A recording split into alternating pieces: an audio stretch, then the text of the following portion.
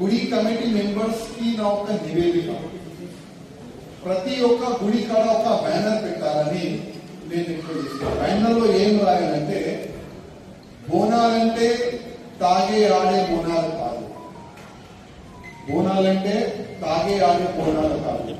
కానీ ఇవాళ మనం చూస్తున్నాం, చాలా వరకు మన యువకులు 18 years కానీ 19 years కానీ 20 years కానీ పిల్లలు బోనాలంటే తాగాలి, ఆడాలి, డ్యాన్స్ చేయాలి. వాళ్ళ మైండ్ లో ఆ విధంగా కూర్చొనిపోయింది. దీనివల్ల ఫ్యూచర్ ఎట్లా అవుతుందంటే, దేశం పట్ల ఎప్పుడైనా అవసరం పడతాయి, అరే గను పట్టుకోరా అంటే అనేది చెప్పరాదు, అరే మీ ఫ్యామిలీని రక్షించాలంటే అది కూడా చెప్పరాదు. అట్లాంటి పిల్లలు తయారైపోతున్నారు. మొత్తం పిల్లలు వేరే మార్గంలో వెళ్ళిపోతున్నారు. అందుకోసం ఒక బ్యానర్ మనం పెట్టాలి, ఎవరైనా తాగొస్తే మా గుడిలో మీకు ఇంటి లేదు.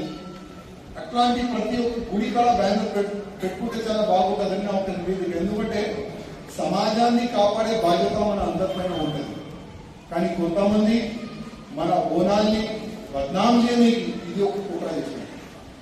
ఎందుకంటే బోనాలంటే ఏంది, మంచి వర్షం పడాలి, మంచి పొలాలు కావాలి, ఎట్లాంటి కూడా రోగం రావద్దు అని మనం అమ్మవారికి మనం మొక్కుకుంటాం. కానీ ఇప్పుడు బోనాల సబ్జెక్ట్ ఎవరికి తెలియదు. ఇవాళ ఎవరికైనా మీరు యంగ్ పిల్లలకి అడగండి, బోనాలు ఎందుకు చేస్తారంటే, బోనాల బియర్లు బ్రాండీ తాగాలి, డ్యాన్స్ చేయాలి, ఇంట్లో పోయి పండుకోవాలి, డీజే పెట్టాలి, దాంట్లో ఆడాలి. ఇదే పిల్లలకి అలవాటు అయిపోతుంది. ఇప్పుడు ఇవాళ పిల్లలకి అదే అలవాటు అయితే మన వాళ్ళ పిల్లలు ఎక్కడ పోతారు. అందుకోసం మన అందరిపైన మన బాధ్యత ఉంటుంది. సమాజాన్ని మనం కాపాడుకోవాలి, మన సంస్కృతి మనం కాపాడుకోవాలి, అందరిపైన బాధ్యత ఉన్నది.